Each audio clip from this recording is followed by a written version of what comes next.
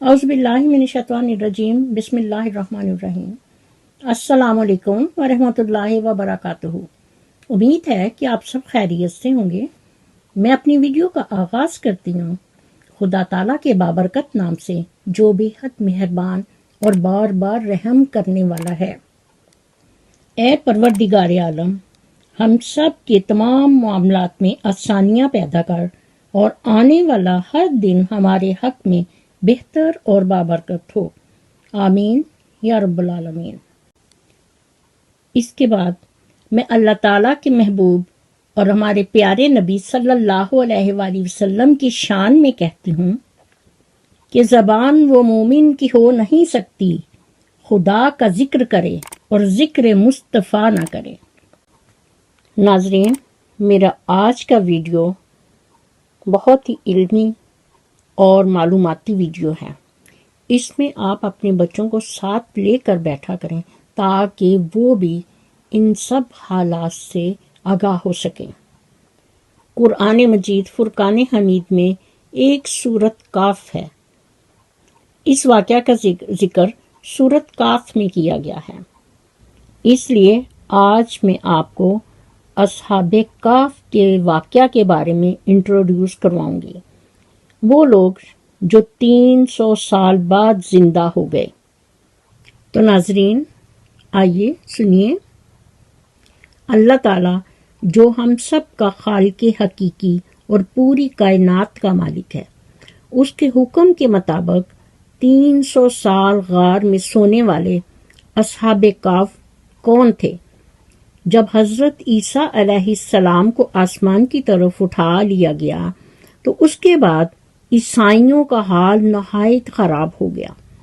لوگ بہت بت پرستی میں لگ گئے اور دوسروں کی بھی مجبور کرتے اور ظلم کرتے کہ وہ بھی بتوں کی پوجا کیا کریں۔ اس وقت کا بادشاہ بہت ظالم انسان تھا۔ جو آدمی بت پرستی سے انکار کرتا تو وہ اسے قتل کروا دیتا تھا۔ اصحاب کاف بہت شرفا تھے اور بادشاہ کے معزز درباری بھی تھے، مگر یہ لوگ صاحب ایمان اور بت پرستی سے نفرت کرتے تھے۔ اس وقت کا بادشاہ دقیانوس لوگوں پر بہت ظلم و ستم کرتا اور لوگوں کو مجبور کرتا کہ وہ بتوں کی پوجا کریں۔ اصحاب کاف بادشاہ دقیانوس کے ظلم و ستم اور ظلم جبر سے پریشان ہو کر اپنا ایمان بچانے کے لیے اس کے دربار سے بھاگ نکلے اور قریب ہی ایک پہاڑ کے غار میں پناہ لی، اور جب رات ہوئی تو وہ سو گئے، اور اس طرح وہ لوگ 300 برس تک اسی غار میں سوتے رہے۔ بادشاہ دقیانوس کو جب اس بات کا علم ہوا کہ اصحاب کاف دربار سے بھاگ کر کسی نامعلوم جگہ پر چلے گئے ہیں تو بادشاہ بہت پریشان ہوا اور اس نے اپنے درباریوں کو کہا کہ ان کے بارے میں معلومات کریں اور پتہ لگائیں کہ وہ کہاں ہے۔ اس لیے درباری ان کی سرچ میں باہر نکلے تاکہ معلومات حاصل کر سکیں کہ اصحاب کاف اس وقت کہاں ہیں۔ سرچ کرنے پر انہیں پتہ چلا کہ وہ غار کے اندر ہیں۔ پھر انہوں نے واپس جا کر بادشاہ دقیانوس کو سارا حالات اور واقعات سے آگاہ کیا اور بتایا کہ وہ اس وقت غار میں ہیں، جس پر بادشاہ کو بہت غصہ آیا اور اس نے حکم صادر کیا کہ غار کو پتھروں کی دیوار بنا کر بند کر دیا جائے تاکہ یہ لوگ اسی غار کے اندر مر جائیں، اور وہ غار جہاں وہ جا کر چھپے ہیں وہ ان لوگوں کی قبر بن جائے۔ ناظرین، تو سنیے، اللہ تعالیٰ بہت رحیم اور کریم ہے کہ بادشاہ نے جس آدمی کو بلا کر یہ حکم دیا تھا وہ آدمی بہت نیک دل اور صاحب ایمان تھا۔ جب وہ غار کے منہ پر دیوار بنانے کے لیے گیا تو اس نے اصحاب کاف کے نام کی تعداد اور پورا قصہ ایک تختی پر لکھ کر اسے تانبے کے ایک صندوق میں رکھ دیا، اور پھر وہ صندوق دیوار کی بنیاد میں رکھ دیا تاکہ وہ وہاں سیف رہے، اور سیم اسی طرح کی ایک دوسری تختی بنا کر شاہی خزانے میں محفوظ کروا دی۔ لیکن کچھ دنوں کے بعد بادشاہ دقیانوس مر گیا اور پھر نئی حکومت آ گئی۔ اس طرح کئی حکومتیں بدلتی رہیں جہاں تک کہ ایک نئی حکومت آئی جس کے بادشاہ کا نام بطروس تھا۔ وہ بادشاہ بہت نیک دل اور انصاف پسند تھا۔ جب وہ تخت نشین ہوا تو اس کی رعایا اس سے بہت خوش تھی، جس نے 68 برس تک بڑے شان و شوکت سے اس ملک پر حکومت کی۔ لیکن اس کے دور میں مذہبی فرقہ بندی شروع ہو گئی۔ بعض لوگ کہتے کہ جب کوئی وفات پا جاتا ہے یعنی مر جاتا ہے تو پھر وہ زندہ نہیں ہوتا، اور کچھ لوگ قیامت کا انکار کرنے لگے۔ جب بادشاہ نے اپنی قوم کا یہ حال دیکھا تو اسے بہت افسوس ہوا، اور بادشاہ اس غم میں ڈوب گیا، اور وہ تنہائی میں ایک مکان کے اندر جا کر اپنے رب کے حضور رو رو کر دعائیں مانگنے لگا کہ یا اللہ، اگر ایسی نشانی ظاہر فرما دے تاکہ لوگوں کو مرنے کے بعد زندہ ہو کر اٹھنے اور قیامت کا یقین ہو جائے۔ بادشاہ کی یہ دعا اللہ تعالیٰ کے حضور قبول ہو گئی کہ اچانک ایک دن بکریوں کے ایک چرواہے نے اپنی بکریوں کو ٹھہرانے کے لیے اسی غار کو منتخب کیا اور اس غار کے منہ پر بنی ہوئی دیوار کو گرا دیا۔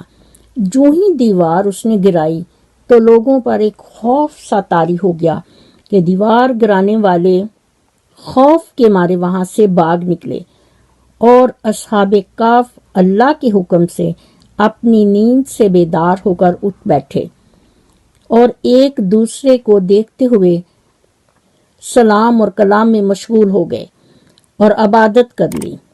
اور جب ان لوگوں کو بھوک لگی تو انہوں نے اپنے ایک ساتھی سے کہا کہ تم بازار جا کر کچھ کھانا لے آؤ اور خاموشی سے معلوم کرنا کہ بادشاہ دقیانوس کہاں ہے اور کیا وہ ہمارے بارے میں جانتا ہے۔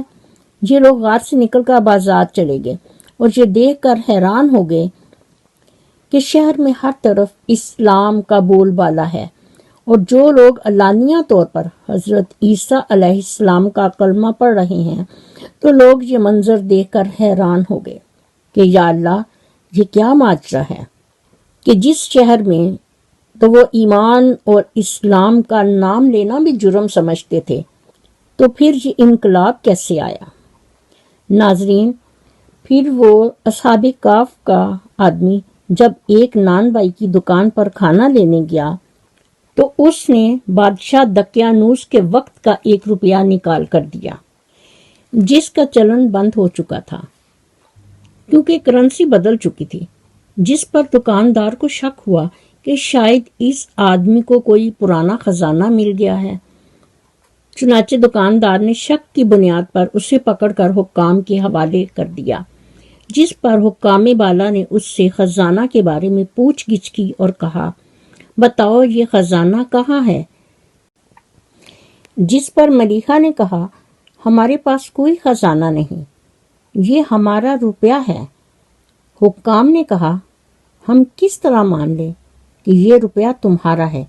یہ سکہ تو 300 برس پرانا ہے اور صدیاں گزر گئی ہیں کہ اس سکہ کا چلن بند ہو گیا ہے اور کرنسی بدل چکی ہے، اور تم ابھی جوان ہو۔ اب تم صاف صاف بتاؤ کہ مسئلہ کیا ہے۔ یہ سن کر ملیحہ نے کہا کہ تم بتاؤ کہ بادشاہ دقیانوس کا کیا حال ہے۔ جس پر حکام نے کہا کہ آج روئے زمین پر اس نام کا کوئی بادشاہ نہیں، ہاں سینکڑوں برس پہلے کہ اس بادشاہ کا نام سنا تھا جو گزر چکا ہے، جو بت پرست تھا۔ جس پر ملیحہ نے کہا کہ ابھی کل ہی ہم اس کے خوف سے اپنا ایمان بچا کر اور اپنی جان بچا کر بھاگے ہیں۔ ہمارے قریب ہی ایک غار میں ہم لوگ موجود ہیں، میرے ساتھی اس وقت اس غار میں بیٹھے ہیں، تم لوگ میرے ساتھ چلو، میں تم کو ان سے ملا دیتا ہوں۔ چنانچہ حکام بالا اور کثیر تعداد میں لوگ اس غار کے قریب آئے تو اصحاب کہف جو ملیحہ کے انتظار میں تھے، وہ سوچ رہے تھے کہ ملیحہ کو گئے ہوئے کافی دیر ہو گئی ہے، لگتا ہے کہ وہ گرفتار ہو گیا ہے۔ اور جب غار کے منہ پر بہت سارے آدمیوں کا شور و غل دیکھا تو اصحاب کہف سمجھے کہ یقیناً بادشاہ دقیانوس کی فوج ہماری گرفتاری کے لیے آئے ہیں، تو وہ لوگ نہایت اخلاص کے ساتھ توبہ استغفار میں مشغول ہو گئے۔ حکام نے غار پر پہنچ کر وہ تانبے کا صندوق برآمد کیا جو اس دیوار کی بنیاد میں دفن تھا۔ اس صندوق کو انہوں نے باہر نکالا اور پھر اسے کھول کر اس کے اندر سے تختی نکال کر پڑھی تو اس تختی پر اصحاب کہف کا نام لکھا تھا اور باقاعدہ تحریر موجود تھی کہ یہ مومنوں کی جماعت اپنے دین کی حفاظت کے لیے اپنے بادشاہ دقیانوس کے خوف سے اس غار میں پناہ لے چکی ہے۔ اور جب بادشاہ دقیانوس کو اس کا علم ہوا تو اس نے حکم دیا کہ غار کے منہ پر دیوار بنا کر غار کو بند کر دیا جائے۔ اس لیے ہم نے غار کے منہ پر دیوار بنا دی۔ یہ حال ہم اس لیے لکھ رہے ہیں کہ جب کبھی یہ غار کھلے تو لوگ اصحاب کہف کے حالات سے آگاہ ہو سکیں۔ حکام تختی کی یہ عبارت پڑھ کر بہت حیران ہوئے۔